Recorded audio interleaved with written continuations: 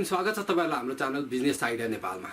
Business idea नेपालमा आज हामी चर्चा गर्ने छौं तपाईहरुको आफ्नो अनलाइन स्टोर कसरी खोल्न सकिन्छ भन्ने विषयमा। चर्चा गर्नुभन्दा अगाडि यदि तपाईहरु हाम्रो च्यानलमा नयाँ हुनुहुन्छ र हाम्रो भिडियोलाई पहिलो चोटी हेर्दै हुनुहुन्छ भने कृपया तल दिएको सब्स्क्राइब बटन थिचेर हाम्रो च्यानललाई सब्स्क्राइब गर्न नबिर्सनुहोला र साथसाथै सँगै रहेको नोटिफिकेसन बेल आइकन पनि थिच्न नबिर्सनुहोला, जसको कारणले हाम्रा आगामी भिडियोहरू तपाईहरुको मोबाइल अथवा डेस्कटपमा सबैभन्दा अगाडि आउँछ। दर्शकवृन्दहरू 10 to 5 को जब गर्दा गर्दा तपाईहरु यदि बोरिङ हुनुभएको छ र आफ्नो बोस आफै बन्न चाहनुहुन्छ भने तपाईहरुको लागि अनलाइन स्टोर एउटा राम्रो अप्सन हुन सक्छ।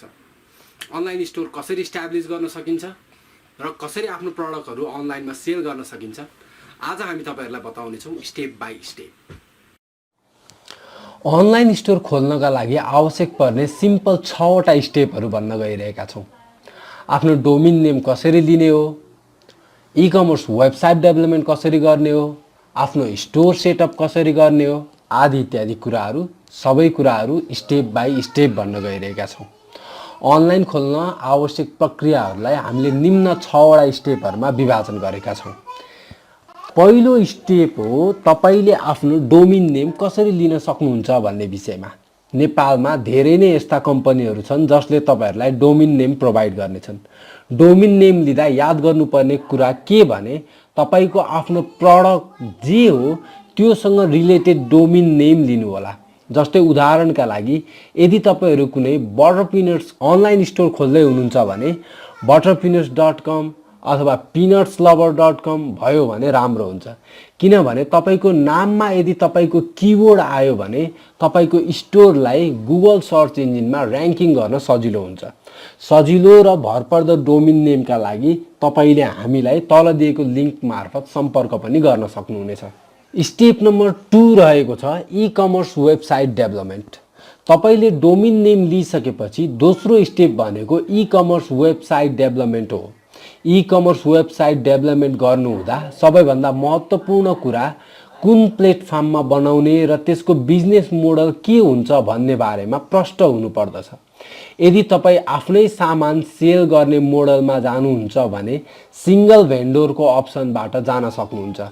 यदि तपाई प्लेटफर्मको रूपमा मात्र काम गर्ने अरु सेलरहरुलाई सर्भिस दिन चाहनुहुन्छ भने मल्टी भेन्डर अप्सनबाट जान सक्नुहुन्छ। व्यवसाय कस्तो बनाउने, ई-कमर्स वेबसाइटमा आउनुपर्ने फिचर्सहरु के हुन् र ई-कमर्स वेबसाइट बनाउँदा के कुराहरु ध्यान दिनुपर्छ भन्ने विषयमा यदि थप जानकारी चाहनुहुन्छ भने तल दिएको नम्बरबाट जानकारी लिन सक्नुहुनेछ। नम्बर 3 मा रहेको छ मर्चेन्ट सर्भिस। मर्चेन्ट सर्भिस भन्नाले तपाईको पेमेन्ट गेटवे हो, जहाँबाट तपाईले आफ्नो पेमेन्ट एक्सेप्ट गर्न सक्नुहुनेछ। जहाँ तपाईको डेलिभरी सर्भिस छ त्यहाँ तपाईले क्याश अन डेलिभरी गर्न सक्नुहुनेछ। आजकल नेपालमा पनि थुप्रै पेमेन्ट गेटवेहरुको सुरुवात भइसकेको छ। इन्टरनेशनल पेमेन्ट गेटवेको रूपमा अहिले नेभल बैंक, हिमालय बैंकले काम गरिरहेका छन्। साथै लोकल पेमेन्ट गेटवेका रूपमा ई-सेवा, खल्ती.com, IME पे जस्ता लोकल वालाहरूले पनि काम गरिरहेका छन्। नम्बर 4 मा रहेको छ कीवर्ड रिसर्चेस। यो स्टेप एउटा एक्साइटिङ र इम्पोर्टेन्ट पार्ट हो तपाईको अनलाइन स्टोरका लागि।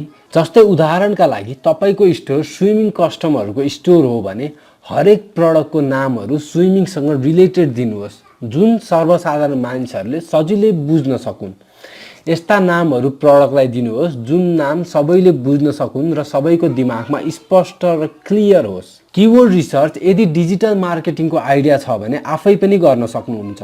डिजिटल मार्केटिङ सर्भिस प्रदान गर्ने कम्पनीहरुबाट सर्भिस लिन सक्नुहुन्छ। तर तपाईले के कुरा ध्यान राख्नुस् भने कुनै पनि कीवर्ड रिसर्च वा डिजिटल मार्केटिङ बिना तपाईको ई-कमर्सको विस्तार प्राय असम्भव नै छ। त्यस्तै नम्बर 5 मा रहेको छ SEO। तपाईको अनलाइन स्टोरको पपुल्यारिटीका लागि SEO धेरै नै महत्त्वपूर्ण पार्ट हो। कसैले गुगलमा स्विमिङ कस्टम टाइप गर्ने बित्तिकै तपाईको ई-स्टोरको नाम अगाडि आओस् र तपाईको प्रोडक्टहरु डिस्प्ले होस् भन्ने चाहना सबैको हुन्छ। त्यसकारणले तपाईले गुगलमा आफ्नो र्याङ्किङ बढाउनु पर्ने हुन्छ। गुगल र्याङ्किङका लागि SEO आवश्यक हुन्छ। टाइटल, मेटा ट्याग्स, वर्ड प्रपोर्सन र अरु थुप्रै कुराहरु जसले तपाईको गुगल र्याङ्किङमा धेरै नै महत्त्वपूर्ण भूमिका खेल्दछ। त्यसकारण आफ्नो अनलाइन स्टोरको एसइओ गर्नु पनि एउटा महत्त्वपूर्ण पार्ट हो। फाइनली हामी अन्तिम स्टेपमा आएका छौँ र त्यो सेटिङ अप योर स्टोर अर्थात् एड प्रडक्ट। यसका लागि तपाईँले आफ्नो वेबसाइटलाई ई-कमर्सलाइज गर्नुपर्ने हुन्छ र आफ्नो प्रडक्ट आफ्नो वेबसाइटमा एट्र्याक्टिभ तरिकाले डिस्प्ले गर्नुपर्ने हुन्छ, जसलाई देखेर कस्टमरहरूमा तपाईँको प्रडक्ट किन्ने इच्छा जागोस् र आफ्नो प्रडक्टका फिचरहरू सरल र आकर्षक ढङ्गले डिस्प्ले गर्नुपर्ने हुन्छ। कस्टमरहरू तपाईँको प्रडक्टको बारेमा क्लियर हुन्छन् र तपाईँलाई व्यापार गर्न पनि सजिलो हुन्छ। त दर्शकवृन्दहरू, यो त थियो तपाईँको आफ्नो अनलाइन स्टोर कसरी खोल्न सकिन्छ भन्ने विषयमा संक्षिप्त जानकारी। सायद यो सानो भिडियोमा हामीले सबै कुराहरू अटाउन सकेनौँ होला अनि तपाईँका क्वेरीहरू पनि समावेश गर्न सकेनौँ होला। यदि तपाईँहरू आफ्नो अनलाइन स्टोर कसरी खोल्न सकिन्छ भन्ने विषयमा थप जानकारी चाहनुहुन्छ भने तल दिएको लिङ्कमा क्लिक गरेर हामीलाई सम्पर्क गर्न सक्नुहुनेछ।